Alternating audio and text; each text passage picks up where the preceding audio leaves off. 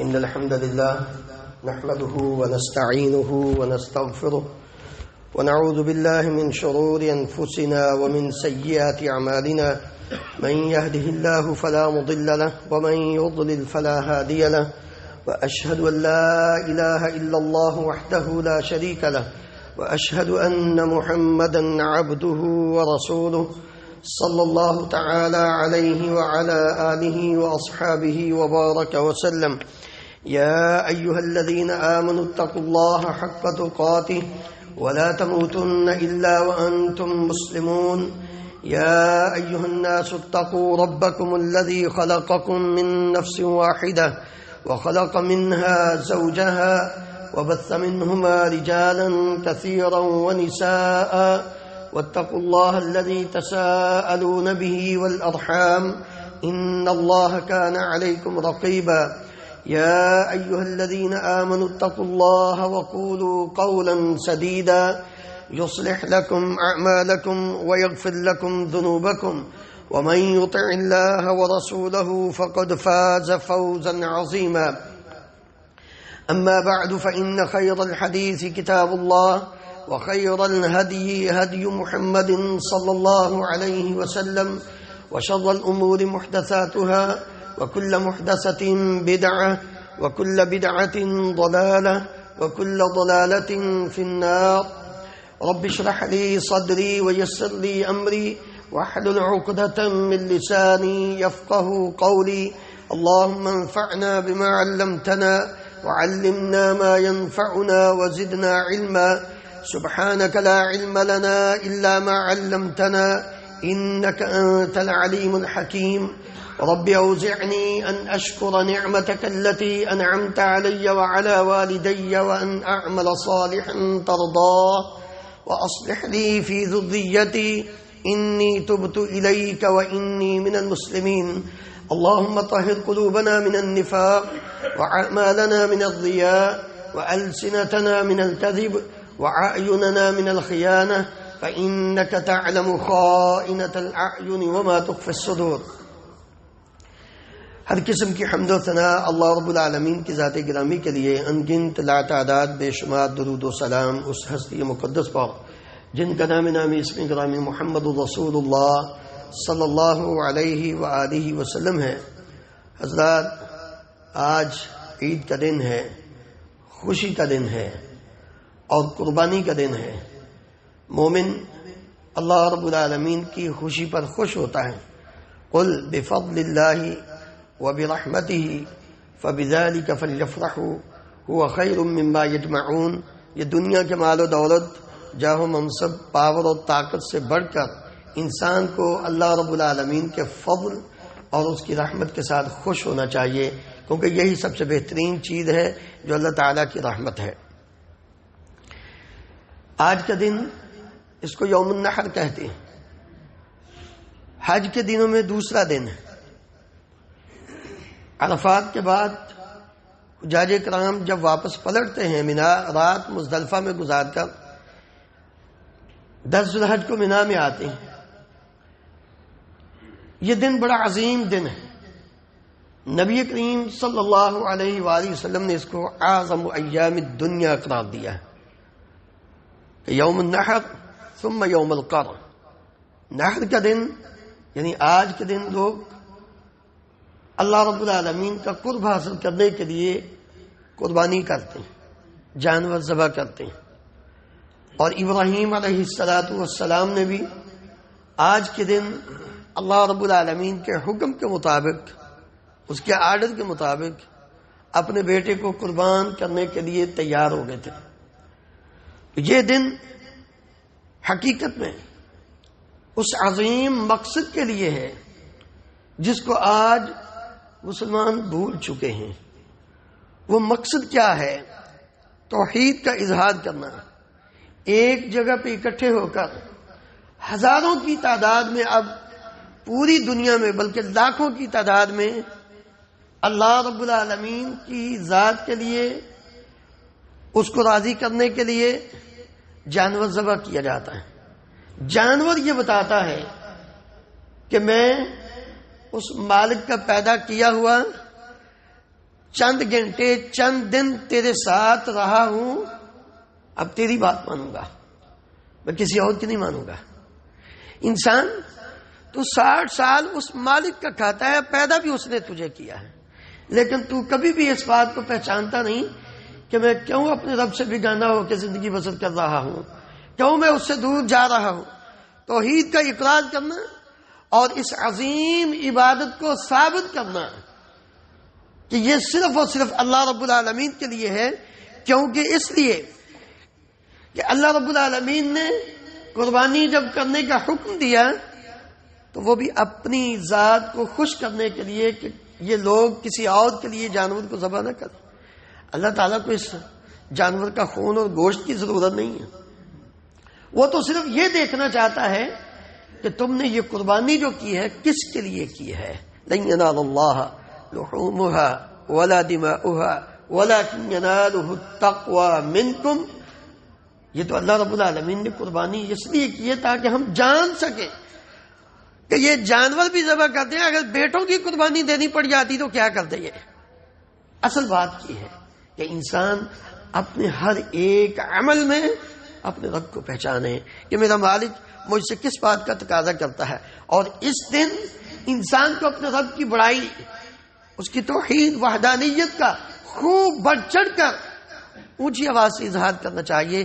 جابر رضی اللہ عنہ نبی کریم صلی اللہ علیہ وآلہ وسلم کا جب حج بیان کرتے ہیں، اس کی صفت بیان کرتے ہیں تو فرماتے ہیں فَأَحَلَّ رسول اللہ صلی اللہ علیہ وسلم بالتوحید۔ نبی کریم صلی اللہ علیہ وآلہ وسلم نے حج کے موقع پر اللہ رب العالمین کی جو توحید ہے اس کو خوب بلند کیا۔ کس انداز میں؟ چونکہ جو حجاج کرام ہیں ان کی توحید اس موقع پر کیا ہے؟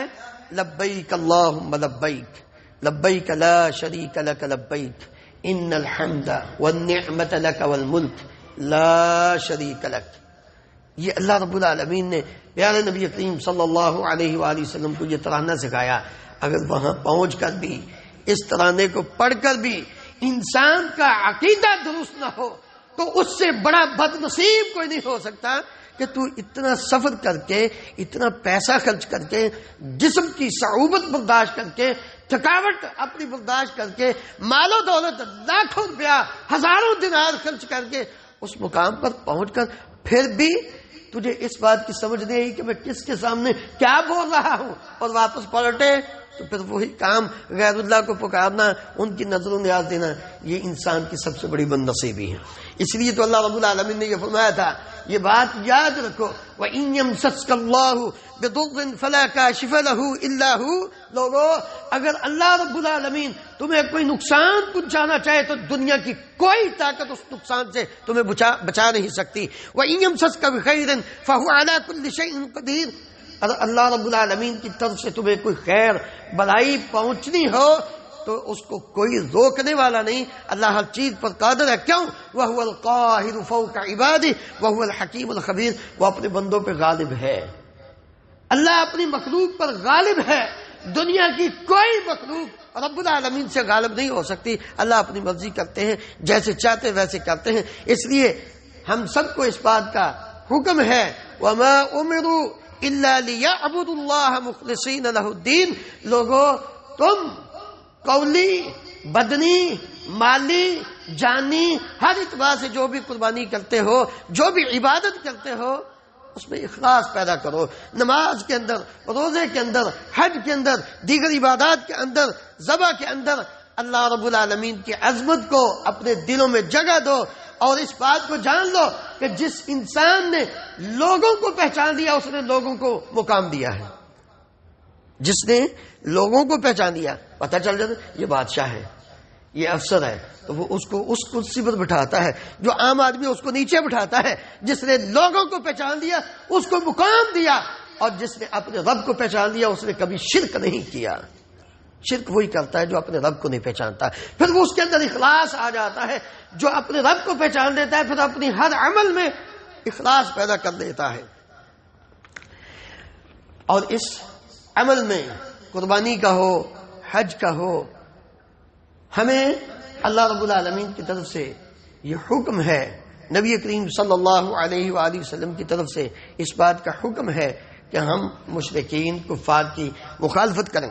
نبی کریم صلی اللہ علیہ وآلہ وسلم پر اللہ رب العالمین نے اس آیت کو سن 9 ہجری میں نازل فرمایا، وَأَذَانٌ مِّنَ اللَّهِ وَرَسُولِهِ إِلَى النَّاسِ يَوْمَ الْحَجِّ الْأَكْبَرِ أَنَّ اللَّهَ بَرِيءٌ مِّنَ الْمُشْرِكِينَ وَرَسُولُهُ۔ یہ اللہ رب العالمین کی طرف سے اور اللہ کے رسول صلی اللہ علیہ وآلہ وسلم کی طرف سے اعلان ہے کہ اللہ رب العالمین اور اللہ کے پیارے پیغمبر علیہ السلام مشرکین سے جو اللہ کے ساتھ اس کی ذات میں، اس کی صفات میں، اس کی عبادت میں، قولی میں، بدنی میں، مالی میں کسی طرح سے بھی شرک کرتے ہیں، اللہ اس سے بری ہے اور اللہ کے نبی بھی اس سے بری ہیں۔ کوئی تعلق نہیں ان کا اپنے رب کے ساتھ، کیونکہ انہوں نے اپنے رب کو پہچانا ہی نہیں۔ اس لیے میرے محترم بھائیوں، ہمیں مشرکین کی مخالفت کرنی ہوگی۔ کس میں؟ اللہ اکبر، وقوف عرفہ میں۔ کل حجاج کرام نے عرفات کے میدان میں وقوف کیا تھا، مشرکین نہیں کیا کرتے تھے، لا یقفون، وہ وقوف نہیں کرتے تھے، وہ پلٹ آتے تھے، جلدی وہاں ٹھہرتے نہیں تھے۔ اسی طرح جب وہ واپس مزدلفہ آتے، جو رات گزری ہے، حجاج کرام نے رات وہاں گزاری، لیکن مشرکین نہیں وہاں ٹھہرتے تھے، رات ٹھہرتے لیکن صبح سورج نکلنے کے بعد وہاں سے نکلتے، جبکہ اللہ رب العالمین کا حکم اور نبی صلی اللہ علیہ وسلم کا طریقہ کار، آپ کی سنت کہ آپ سورج نکلنے کے بعد فجر کی نماز پڑھی اور تھوڑی دیر وہاں دعا کر کے فوراً نکل پڑتے تھے۔ اسی طرح آپ نے دیکھا ہوگا جو حج پر گئے ہیں، مزدلفہ سے جب مینا کی طرف جاتے ہیں تو راستے میں ایک وادی آتی ہے جس کو وادی محصر کہتے ہیں۔ یہ وادی محصر وہ جگہ ہے جہاں ابرہا کے ہاتھی، ان پر اللہ رب العالمین نے عذاب نازل کیا ابابیل کے ذریعے، لم تر کیف فعل ربک باصحاب الفیل الم یجعل کیدہم فی تضلیل۔ یہ سارے جو سورۃ فیل کے اندر اللہ رب العالمین نے وہ واقعہ بیان فرمایا ہے، یہ وادی نبی صلی اللہ علیہ وسلم نے فرمایا جب یہاں سے گزرو تو تیزی سے گزر جاؤ، کیوں؟ اس قوم پر، یہاں پر ایک قوم پر عذاب آیا تھا، جہاں اللہ کا عذاب آیا وہاں جانا نہیں چاہیے، وہاں ٹھہرنا نہیں چاہیے۔ لیکن یہ وہاں ٹھہرتے اپنے آباء و اجداد کے قصے کہانیاں ان کو یاد کر کے تو خوب فخر کرتے، جبکہ رسول اللہ صلی اللہ علیہ وآلہ وسلم نے یہ فرمایا تھا، من تشبہ بقوم فہو منہم۔ میرے محترم بھائیوں، اپنے عمل میں اس بات کا خاص خیال رکھا کریں، اپنے جسم میں، اپنے لباس میں، اپنے قول میں، اپنے فعل میں، ہر اعتبار سے ہر مسلمان کو اس بات کا بہت زیادہ خیال رکھنا چاہیے کہیں ہم جو کام کر رہے ہیں اس میں کفار کی، مشرکین کی مشابہت تو نہیں۔ تو نبی صلی اللہ علیہ وسلم نے تو یہ فرمایا، من تشبہ بقوم فہو منہم، جس نے کسی قوم کی مشابہت اختیار کی وہ انہی میں سے ہے۔ اور یاد رکھیں، مومن کی عزت وہ اللہ رب العالمین نے جو شعائر رکھے ہیں ان کو ہی مضبوطی سے تھامنے میں ہے۔ عبداللہ ابن عمر رضی اللہ عنہما بیان کرتے ہیں کہ نبی کریم صلی اللہ علیہ وآلہ وسلم ان دنوں میں جو سب سے زیادہ عمل کیا کرتے تھے وہ تکبیرات تھیں۔ آپ علیہ السلام نے فرمایا، ما من ایام اعظم عند اللہ ولا احب الیہ من العمل۔ اللہ رب العالمین کو ان دنوں میں سب سے عظیم اور سب سے محبوب جو عمل ہے وہ کیا ہے؟ ان 10 دنوں میں اکثر، یہ 10 دن ہیں اور ان 10 دنوں میں فاکثروا فیہن من التہلیل والتکبیر والتحمید، ان میں کثرت سے لا الہ الا اللہ پڑھو۔ چلتے پھرتے جو انسان جتنا پڑھتا ہے، جو جو چیز سنتی ہے، قیامت کے دن اس کی گواہی دے گی۔ اسی طرح ابراہیم علیہ السلام کی ابتدا کرتے ہوئے، جیسے میں نے ابتدا میں کہا کہ قربانی کرنی ہے، یہ بھی اللہ رب العالمین کا قرب حاصل کرنا ہے اور ابراہیم علیہ السلام کی سنت کو زندہ کرنا ہے۔ اور یہ سب کے لیے، صرف حاجیوں کے لیے نہیں، پوری دنیا میں جہاں جہاں مسلمان ہیں سب کے لیے، جس کے پاس استطاعت ہے، فصلی لربک وانحر، نماز بھی پڑھے بھائی، صرف قربانی نہیں، پہلے نماز کا حکم ہے۔ آج قربانی تو بڑے بڑھ چڑھ کے ہم دیتے ہیں، جانور ذبح کرتے ہیں ایک دوسرے سے، بڑا سے بڑا، خوبصورت سے خوبصورت، پھر اس کی تصویریں بنا کر فیس بک پہ پتہ نہیں کیا کیا ہم کہاں کہاں بھیج دیتے ہیں۔ یہ جانور ہم نے خریدا ہے۔ نماز بھی ہے، نماز انسان پڑھے نا اور قربانی کرتا جائے تو سوچنا چاہیے اس کو. اللہ اکبر. اللہ رب العالمین نے فرمایا ذالک ومن یعظم شعائر اللہ فانها من تقوی القلوب. دل کو اگر تقوی چاہیے تو یہ اللہ رب العالمین نے جو شعائر رکھے ہیں، نماز ایک شعیرہ ہے، قربانی ایک شعیرہ ہے، روزہ ایک شعیرہ ہے، حج ایک اللہ رب العالمین کا شعار ہے، ان کو جو انسان زندہ رکھتا ہے، ان کی تعظیم کرتا ہے، اس کے دل میں ہی تقوی آتا ہے. قربانی کا وقت نبی کریم صلی اللہ علیہ وآلہ وسلم نے فرمایا 10 ذوالحج کو کہ آج ہم سب سے پہلا کام جو کریں گے وہ نماز پڑھیں گے، جیسے ہم نے ادا کی الحمدللہ، اللہ تعالیٰ قبول فرمائے. ثم ننحر، پھر ہم نحر کریں گے، یعنی قربانی کا جانور ذبح کریں گے. اگر کوئی انسان قربانی نماز عید سے پہلے کر دیتا ہے تو وہ قربانی نہیں ہے. آپ نے فرمایا یہ تو گوشت ہے جو اس نے اپنے گھر والوں کے لیے پہلے ہی کر دیا ہے. قربانی کا مقصد اللہ رب العالمین کو راضی کرنا ہے اور اپنے دلوں میں تقوی اختیار کرنا ہے. قربانی کا جو گوشت ہے اس کی تقسیم کے بارے میں اللہ رب العالمین کا 2 ٹوک اعلان، فَكُلُوا مِنْهَا وَأَطْعِمُوا الْقَانِعَ وَالْمُعْتَرَّ. خود بھی کھاؤ، جس نے قربانی کی ہے اس کو تحفہ بھی دو، اور جو قربانی کی استطاعت نہیں رکھتا اس پہ صدقہ بھی کرو. یہ اللہ رب العالمین کا فرمان ہے. اور ان دنوں میں انسان اللہ رب العالمین کو کثرت سے یاد کرے. نشیبہ الحزلی رضی اللہ عنہ بیان کرتے ہیں رسول اللہ صلی اللہ علیہ وآلہ وسلم نے فرمایا ایام التشریق ایام اکل و شرب و ذکر اللہ. یہ جو دن ہیں 10 کے بعد 11 12 اور 13 یہ کھانے پینے اور اللہ کا ذکر کرنے کے دن ہیں. اس لیے میرے محترم بھائیوں کبھی بھی اپنے رب کو نہیں بھولنا. دیکھیں اللہ تعالیٰ کی اطاعت میں ہی انسان کی کامیابی ہے. روزہ رکھنا عبادت ہے، روزہ رکھنا عبادت ہے، لیکن رسول اللہ صلی اللہ علیہ وآلہ وسلم نے کیا فرمایا؟ یوم عرفہ و یوم النحر و ایام التشریق عندنا اہل الاسلام. عرفہ کا دن، نحر کا دن اور ایام تشریق یہ ہمارے مسلمانوں کی عید کے دن ہیں، لہذا ان دنوں میں روزہ نہیں رکھنا. جب ان دنوں میں روزہ نہیں رکھنا جو ایک عبادت ہے تو کیا گناہ کے کام کرنا جائز؟ اللہ رب العالمین کی نافرمانی کرنا جائز؟ انسان تھوڑا سوچے نا. ایک طرف وہ نیکی کرتا ہے اور ساتھ ہی وہ اللہ رب العالمین کی نافرمانی کر کے اپنے سارے اعمال کو برباد کر بیٹھتا ہے.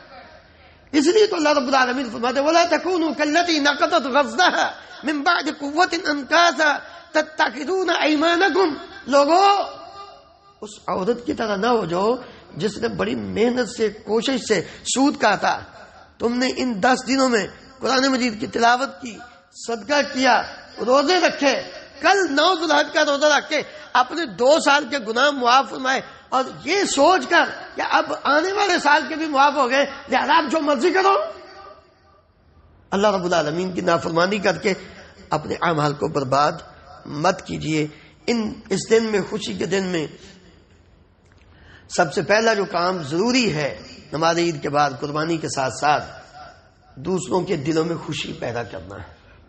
اپنے عزیزوں میں، اپنے دوستوں میں، اپنے رشتہ داروں میں انسان ان کے ساتھ پچھلی ساری چیزوں کو بالائے طاقت رکھ کر انسان اس بات کو سامنے رکھے کہ میں نے اپنے رب کو راضی کرنا ہے. یہ سب سے اللہ رب العالمین نے اس لیے فرمایا تھا وَأَطِيعُوا اللَّهَ وَرَسُولَهُ وَلَا تَنَازَعُوا فَتَفْشَلُوا وَتَذْهَبَ رِيحُكُمْ.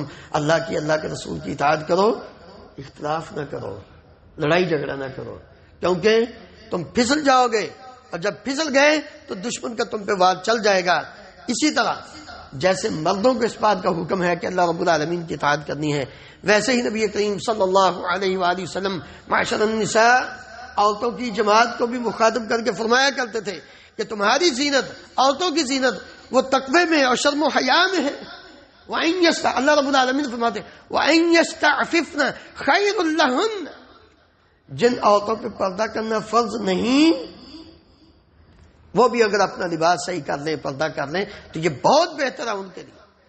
چاہے جائے کہ ایک نوجوان عورت، بچی، وہ لباس ہی ایسا پہنا ہو کہ وہ عام دیکھنے والے انسان کو شرم آ رہی ہو کہ یہ عورت ہے مسلمان کی، بناؤ سنگار کر کے وہ باہر نکلے، خوشبو لگا کے باہر نکلے، نبی کریم صلی اللہ علیہ وسلم نے ہماری مسلمان بہنوں بیٹیوں کو اس بات کا حکم تو نہیں دیا؟ ہم نے کیا ان سے سیکھا؟ ہم نے اس خوشی کے دن سے کیا سیکھا؟ ہم آئے تھے اپنے گناہ معاف کروانے اور نامہ اعمال پہ گناہ لکھوا گئے؟ ہمارے ان بھائیوں کو، ہمارے ان بزرگوں کو، بڑوں کو بھی اس بات کا خیال رکھنا چاہیے. تم ذمہ دار ہو اپنے گھر. کلکم راع وکلکم مسئول عن رعیتی. اگر تیری بیوی پر، تیری بیٹی پر، تیری بہو پر آرڈر نہیں چلتا تو پھر تو انسان مرد کیسا ہے؟ تو نے تربیت کیسے کی ہے؟ تو نبی کریم صلی اللہ علیہ وآلہ وسلم کی امت میں ہو کر تو نے اسلام کی کیا خدمت کی ہے؟ تو اپنے گھر میں کچھ نہیں کر سکا، اپنے وجود پہ کچھ نہیں کر سکا، اپنی سوچ پہ کچھ نہیں کر سکا، اپنے الفاظ پہ کچھ نہیں کر سکا، تو نے کیسا دین کو سمجھا؟ نہیں. میری مائیں بہنیں بیٹیاں اس بات کا خیال رکھیں. وَلِبَاسُ التَّقْوَى، جو نیک عورتیں تھیں، مومنہ تھیں، ان کے اخلاق کو اپنائیں، اور جو نیک عورتیں تھیں ان کے لباس کو اپنائیں. وَلِبَاسُ التَّقْوَى ذَلِكَ خَيْرٌ، اور سب سے بہترین لباس وہ تقوی کا لباس ہے. جب دل میں اللہ کا ڈر آ جاتا ہے پھر ہی اصل اصلاح ہوتی ہے. اللہ رب العالمین مجھے اور آپ کو کتاب و سنت کو سمجھ کر آج کے دن کو صحیح معنوں میں اللہ رب العالمین کی اطاعت و فرما برداری میں خوشی کے ساتھ گزارنے کی توفیق عطا فرمائے. اللهم انصر الإسلام والمسلمين، اللهم اعز الإسلام والمسلمين واذل الشرك والمشركين، اللهم اهلك النفاق والمنافقين، اللهم اكفنا بحلالك عن حرامك واغننا بفضلك عمن سواك، اللهم اشف مرضانا ومرضى المسلمين، اذهب الباس رب الناس واشف انت الشافي لا شفاء الا شفاؤك شفاء لا يغادر سقما، اللهم اغفر للمؤمنين والمؤمنات والمسلمين والمسلمات الأحياء منهم والأموات. ربنا آتنا في الدنيا حسنة وفي الآخرة حسنة وقنا عذاب النار. ربنا لا تزغ قلوبنا بعد إذ هديتنا وهب لنا من لدنك رحمة إنك أنت الوهاب. اللهم أصلح لنا ديننا الذي هو عصمة أمرنا، وأصلح لنا دنيانا التي فيها معاشنا، وأصلح لنا آخرتنا التي فيها معادنا، واجعل الحياة زيادة لنا في كل خير، واجعل الموت راحة لنا من كل شر. ربنا لا تؤاخذنا إن نسينا أو أخطأنا، ربنا ولا تحمل علينا إصرا كما حملته على الذين من قبلنا، ربنا ولا تحملنا ما لا طاقة لنا به، واعف عنا واغفر لنا وارحمنا أنت مولانا فانصرنا على القوم الكافرين. رب ارحمهما كما ربياني صغيرا. ربنا هب لنا من أزواجنا وذرياتنا قرة أعين واجعلنا للمتقين إماما. ربنا تقبل منا إنك أنت السميع العليم وتب علينا إنك أنت التواب الرحيم. اللهم آرنا الحق حقا وارزقنا اتباعه، وآرنا الباطل باطلا وارزقنا اجتنابه. اللهم آمنا في أوطاننا واجعل هذا البلد آمنا مطمئنا رخاء سخاء وسائر بلاد المسلمين. اللهم صل وسلم وبارك على نبينا محمد وعلى آله وأصحابه أجمعين.